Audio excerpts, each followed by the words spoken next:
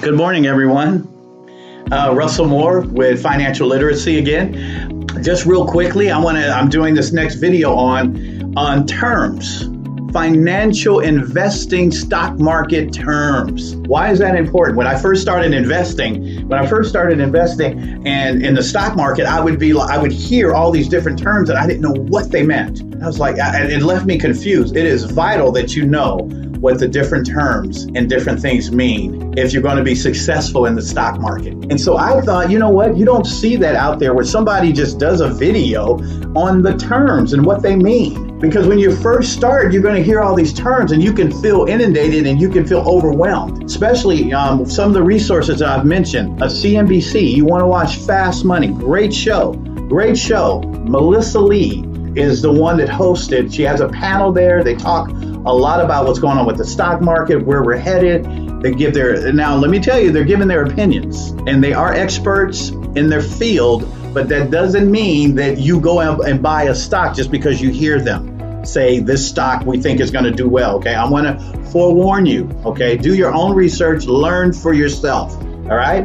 And then the next show right after that is Mad Money by Jim Cramer. Excellent show. He has a plethora of knowledge. And I want to encourage you to watch both of those shows as a beginner. Okay. But you will hear terms that they are saying all the time. And you're not going to know what they're saying when you're beginning. And I remember now I look at those shows and I totally understand where they're talking about, what they're saying when they're talking about the markets and the different, it's incredible. And so I want to encourage you, do not be discouraged when you start. Just keep watching, keep listening, and keep reading. You can't earn if you don't learn.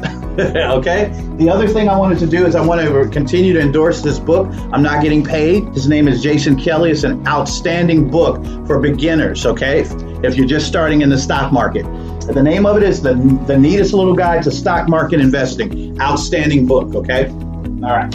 Now, what we're going to do right now is I'm going to go over these terms right now with you. I'm going to go over these terms. Now, this isn't exhaustive. This isn't all the terms. There are hundreds and hundreds, literally thousands of terms. But what I'm going to do is give you a bunch of basic, because remember, beginners, this is for the beginners. So I'm going to give you some basic understanding and basic terms that you're going to hear when you first start. And it'll kind of give you some clarity when you're hearing these things, okay? So take notes. All right, the first thing is capital appreciation. And basically all that is saying is ascending. It's going up. Securities, basically capital ascension or capital appreciation. They also depreciate as well. They do go down. Okay.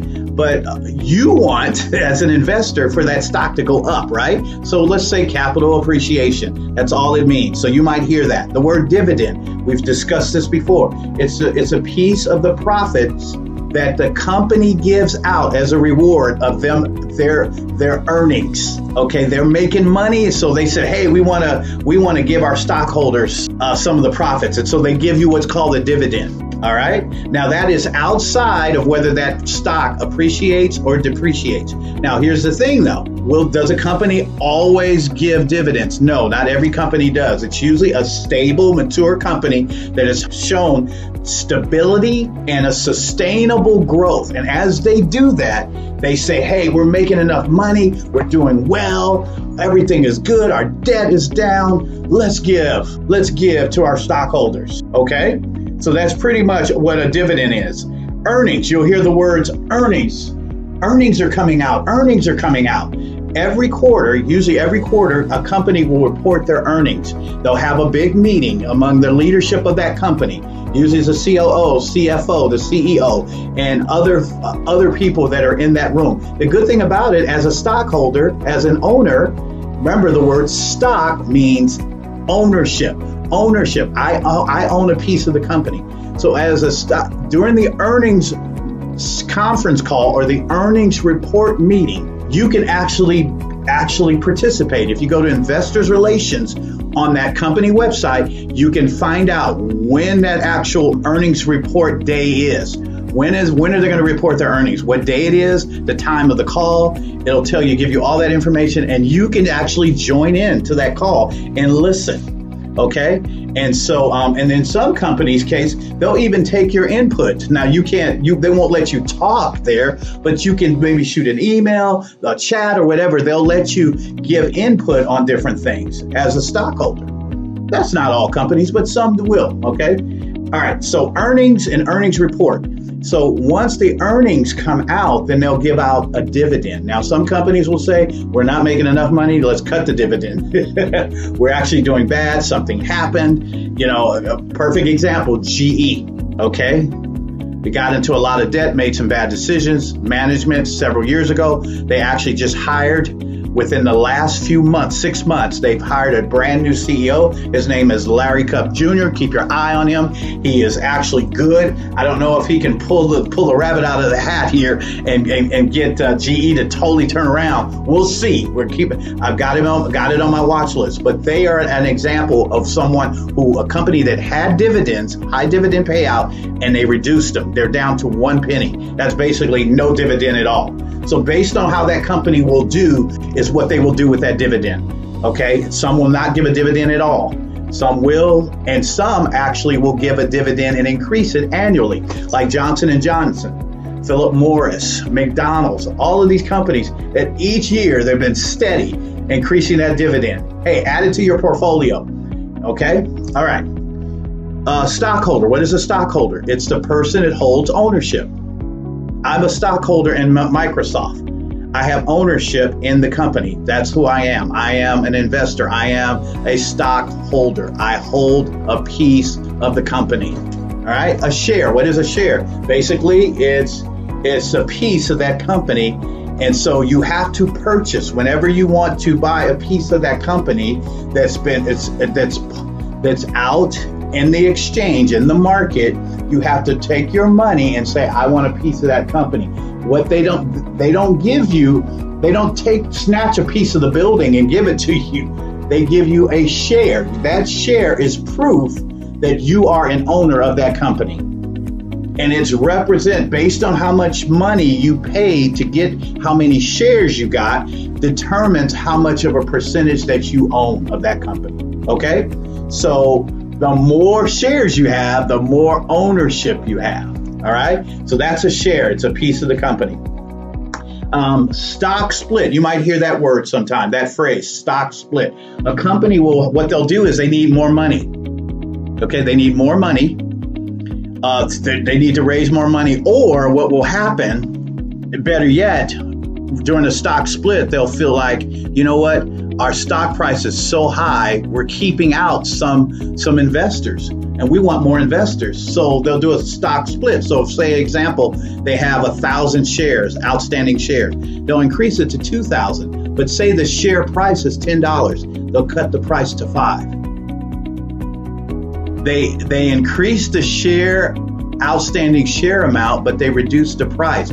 So it's not like you get more money, more shares. You guys get what I'm saying? They don't increase the amount. So here's what I'm saying. I had 10 shares, but when they increased the amount, I had 10 shares. Let's say it was $2 a share, 10 shares. So now I got 20 shares, but the share is reduced to 1. So it's not like the value changes. That's what I'm looking for. The value doesn't change. Okay. They only do it. They add more shares, reduce the price. It's the same price. You still have the same amount. If you had $18,000 worth of shares, you still have $18,000. They increase the shares account, but they cut the price. And they'll do it in triples. They'll do it in quadruples. So they'll do it in 4. They'll do it in 3s. They'll do it in 2s. Okay. All right. So that's a share. That's a stock split. All right. Hope that makes sense. I know that sounded a little confusing. I wish I would have explained that a little bit better. Okay. Now let's talk a little bit about when you hear the term going public. What does going public mean? It's when a company submits an IPO IPO means initial public offering. A company says, you know what, we are making a public offering. We're offering our company publicly. It's no longer going to just be for us, but it's for you as well, investors. Come and take a piece of our company. Join the family. So now that I own Microsoft, shares in Microsoft, I'm part of the Microsoft family. So I care what decisions they make. Trust me. I care because it affects me and my profits. When you get shares in a company and you become an owner of that company, when they profit, you profit, as long as you have shares in that company. Got it? So it's an IPO, an initial public offering. How do they get an initial public offering? There are two types of brokerage firms, okay? There is a full service brokerage firm and a discount brokerage firm. A full service brokerage firm, which is like, let me give you an example. Bank of America, Chase, JP Morgan Chase, UBS, Goldman Sachs, companies like that, bank institutions. They have several divisions, retail division, investment division, but they have a particular division called the investment banking division. That usually is the one that is solely responsible for IPOs and creating a listing for companies that want to go public. So they'll go to that bank and say, hey, we want to go public. They do an evaluation of the company, how much it's worth. And then they'll say, this is what you should open up your public offering as. $20 a share. Okay, that's the investment banking division. The actual retail does what me and you, the everyday investors, need. They do all the trading of securities, trading in, buy and sell. That's the retail division. And then there is the research division. Those are your analysts. Okay, so this is full service. Most everyday investors do not use them. We use the discount brokerage firms like your Robinhoods. That's a discount brokerage firm. E-Trade, Ameritrade, discount brokerage firm. Okay, you see the difference? Okay, I just wanted to let you know that. Okay, the discount brokerage firms don't submit IPOs. Okay, they usually are just everyday trading of securities. The term security, since I mentioned that, you might hear that. Securities basically means stocks. Okay, securities, stocks, same thing. All right. Let's talk about exchanges. What is this? Because you might hear that saying, you might hear the term, the market is up, the market is down. What is the market? Well, when you go to the store, you buy eggs, milk, and ice cream, right? At a store, you buy a product. Okay, they give you the product, you pay, and they give you the product. The market is the place where you go to buy securities and sell securities. Now, there are three major markets or three major exchanges, and I just want to mention these three. There are others, okay, but here are the main three. There's the Dow Jones Industrial Average. It's comprised of 30 companies, okay, 30 companies, 30 in different sectors, different areas, okay, retail, oil and gas, restaurants, and tech and biotech. It's a combination. And it's basically a measure. It's an average. 30 companies representing all these sectors. And they're saying, as they go, so does the whole market. So they use the Dow Jones as a sample, so to speak. Okay. So you got it? That's what the Dow Jones is, just an average of what's going on in the whole market. If you're wondering who decides what 30 companies are in the Dow Jones, it's the editors of the Wall Street Journal, and it can change based on how well you do. If you're doing well, you can stay. If you start slipping, you can be removed and replaced by another company. Okay, so it can fluctuate. Then there's the NASDAQ. Any broker should know what the NASDAQ stands for. So I challenge you. What does NASDAQ stand for? Let me hear it. Okay. You're a beginner. I get it. All right. NASDAQ. National Association Securities Dealers Automation Quotation. That's pretty much it. It is another measure, another average, an index, what they call an index. In that, there's 100 companies. 100 company in the NASDAQ, okay? In the NASDAQ, there are 100 companies of mainly tech and biotech. Tech and biotech, okay? So your Microsoft, Intuit, Amazon, Cisco, Dell, all of those are in the NASDAQ, okay? Your tech stocks. And then the last one is S&P 500. 500 of the most top companies. 500 in all the different sectors. Again, it's a sample, it's a measure, it's an average. They take these 500, and so as they go, it says, oh, this is going to determine what happens in the market, not just in the U.S. market, but worldwide. Okay, it's a very powerful market. You're talking about 500 of the top companies. All right, so it's 500 for S&P 500, NASDAQ is 100, Dow Jones 30. Got it? Okay. Now, I went over brokerage firm. Okay, let me tell you about two strategies, fundamental strategies and technical strategy. Fundamental strategy is basically, the fundamental strategy says, I'm going to look at the health of the company. I'm going to research the company itself and see how well it's doing. Does it have a future? Is it going to prosper? Is it going to profit? Do I see margins when I look at the financials? And you have access to those financials. All you have to do is go to the investors relations page on the website of that company, and you can find out a whole lot about that company. How it started, who are the CEOs? One of the things I look at is management. When you do fundamental analyzing, you also look at the management. Where did CEO come from? What school did he go to? What's his history? Where did he work before he became CEO?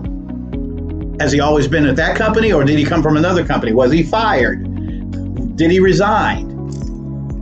What's his ethics? If you can find, I'll even look at, try to find out what's going on in his private life as much as possible. Whatever's out there, I want to know what he believes, what he stands for. How does he treat his employees? Okay, you hear that, Jeff Bezos? So anyway, here's what I'm saying. Fundamental analyzing is you look at that company, his competition or her competition. Don't let me just say his, her. There's the CEOs that are women as well. Good for you. And so we need more CEOs, women that are CEOs, okay? So you're looking at the fundamentals of that company, all right? Technical analyzing is based on charts, patterns, and trends, okay? You're looking at charts and you're trying to see, hey, where is this stock going based on the trends and the patterns that I'm looking at? You should learn fundamental analyzing and technical analyzing. That's all I'm going to say about those two. Okay, 3 basic strategies when you're getting started as an investor in the stock market. Day trading, swing trading, long-term, or buy and hold trading. Okay, day trading is basically you buy the stock that day and you sell it the same day. Swing trading, let me say this about day trading. There is a rule that is established by the SEC. If you're wondering what the SEC is, okay, you'll hear that term. What is the SEC? Securities Exchange Commission. They're the ones that regulate the stock exchange and the market. Okay, they're the ones that bring the hammer down when there are violations. For example, insider trading. Somebody owns the company, they know something's about to happen, they sell all their stock. That's illegal. The SEC will come down on a company that does that, or in the person that does that. That's illegal. Okay? So the SEC has a rule. It's called the PDT rule, pattern day trade rule. You only, in other words, if your account is under $25,000, you cannot day trade on a regular basis. You can't just day trade. You have 3 day trades for every 5 days. Some people are like, well, that's not fair. Well, that's the rule, that's the law. And the SEC will shut down your account, or the brokerage firm will, if you do that. So you cannot day trade more than 3 times in a 5-day period. Now, after you say you've used up all 3 in 5 days, after the 5 days, they will disappear and you can start over, okay? So that's the PDT rule, all right? So that's for day traders. Swing trading, as much as you want. Swing trading is anything after 1 day. You buy it this day, you can sell it after 2, 3, 4, 5. A week, it's short-term selling and buying, okay? That's swing traders. And then you have your long-term where they'll buy it and just hold it, okay?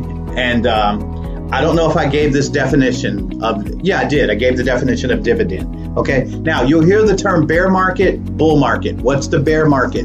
Bear market means the market is going down. There's a lot of selling going on. So the investors are saying, oh man, this stock they get bad news about a certain stock and they'll start selling and selling. And then you had a bearish day where you lost money. The market went down. Bull market means it's going up. It's trending up. Okay, that's pretty much what it means. All right. All right. So that's going to be it for this session. I hope you enjoyed this. And remember my motto. If you don't learn, you don't earn. If you don't read, you won't lead. All right. So I want to encourage you. You can do it. You can invest in the stock market. Now be careful because we're at that past the 10-year mark of the crash. Remember 2008. So everybody's saying we're due another crash. So be very careful right now during this season of investing in stocks and be prepared, okay? So I want to say that to people that are just now getting into the stock market to be very careful during this time, all right? Right now, we're getting some record highs, all right? So that's it for now. Have a wonderful day and go over those terms and learn them. You'll need them. Thank you.